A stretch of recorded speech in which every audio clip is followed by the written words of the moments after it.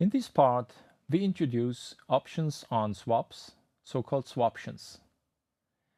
We study the notion of moneyness. We see when is a swaption at the money, out of the money, and in the money.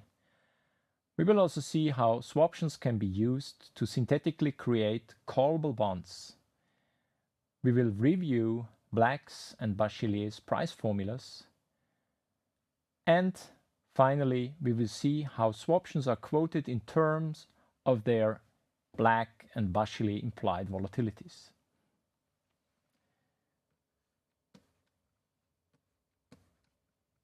A payer swaption with strike rate K gives the holder the right to enter a payer swap with fixed rate K at the swaption expiry date.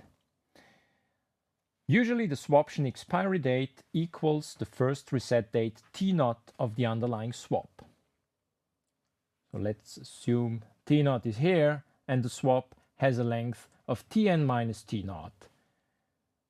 It pays a fixed rate K at cash flow dates and it receives floating at the same dates. This leads to a value of this swap at time T0 that can be positive or negative. You will exercise the swaption at expiry date T0 only if this value is positive. So let us have a closer look at the payer swaption payoff at expiry date T0. The value of the payer swap is what is shown here without the plus sign. The holder of the swaption will only exercise the option to enter the payer swap if this value is positive.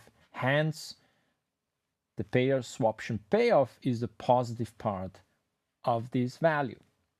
Now notice that this payoff cannot be decomposed into more elementary payoffs, as was the case for caps and floors.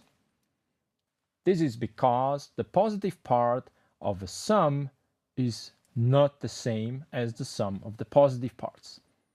From this we saw that the dependence between the different forward rates will enter the valuation procedure of a swaption. Now recall that an equivalent expression for the value of the payer swap is given in terms of the swap rate, which is shown here without the plus sign. Hence, an equivalent expression for the payer swaption payoff at expiry date T0 is what is shown here with the plus sign. This leads us to the following convention. We say a payer swaption is at the money if the strike rate is equal to the prevailing forward swap rate. The payer swaption is said to be in the money if the strike rate is smaller than this forward swap rate, and out of the money if the strike rate is larger than the forward swap rate. For the receiver swaption, it is the converse.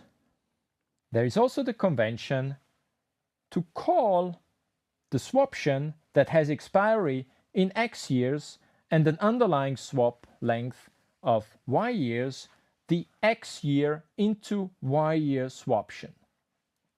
Here is an application. Swaptions can be used to synthetically create callable bonds. Let's illustrate that with an example. Suppose a company has issued a 10-year bond with a 4% annual coupon on a principal of N. Now suppose the company wants to add the right to prepay or call the bond at par after 5 years. But the company cannot change the original bond. Let's look at the situation the company faces after 5 years. Sitting at this time point, the company is facing cash flows 4% annual coupons on the notional of N. The company wants to add the option to get rid of these payments of these 4% annual coupons and instead pay the notional N at date 5. Now notice that the value of the bond at time 5 is given by the expression here. Formally speaking, this is the same as the notional n plus the value at time 5 of a receiver swap of length 5 years. Now the company will only call the bond at par, that means at value n, if the value of the receiver swap is positive. Now here's the solution. The company can buy a 5-year into 5-year receiver swaption with a strike rate of 4%.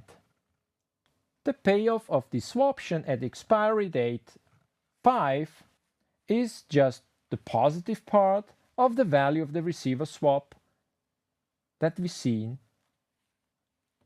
on the previous slide. From a cash flow point of view, this is also clear. Suppose the company exercises the swaption, enters the receiver swap, then the company will receive the 4% coupons on these 5 years, and it will pay floating instead. Now the fixed lag payments cancels with the 4% coupon payments on the bond, and we know from the previous part that paying the notional n at time 5 is equivalent to paying the notional n at time 10 and floating in between. Here is Black's formula for payer and receiver swaptions, where capital Phi denotes the standard normal cumulative distribution function, and the parameter d1 and d2 are given here. Again, this formula has one volatility parameter. It's sigma. It's called Black volatility or relative volatility.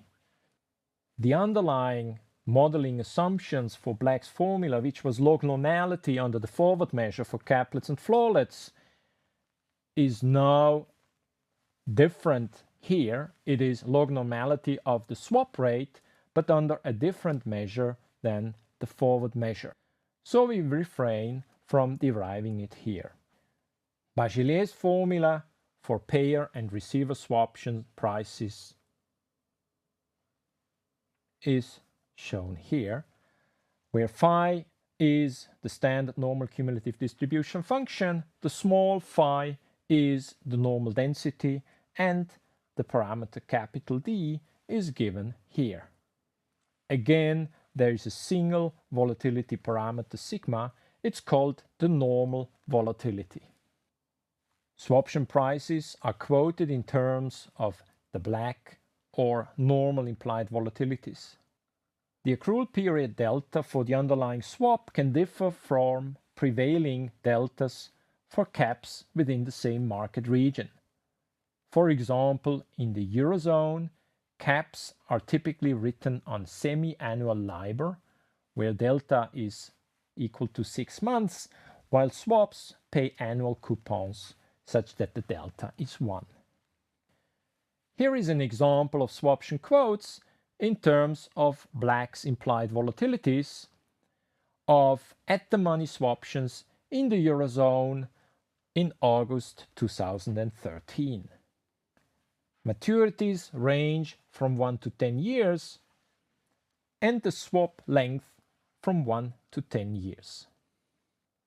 So the first row gives us the 1 year into 1 year, 2 year, 3 year, and so on, 10-year swaption quotes in percentage points in terms of Black's implied volatilities. The matrix of values is illustrated in the figure on the right-hand side. An interest rate model for swaptions valuation must fit such a given volatility surface. Here are the normal implied volatilities of the same at the money swaptions in the Eurozone in August 2013.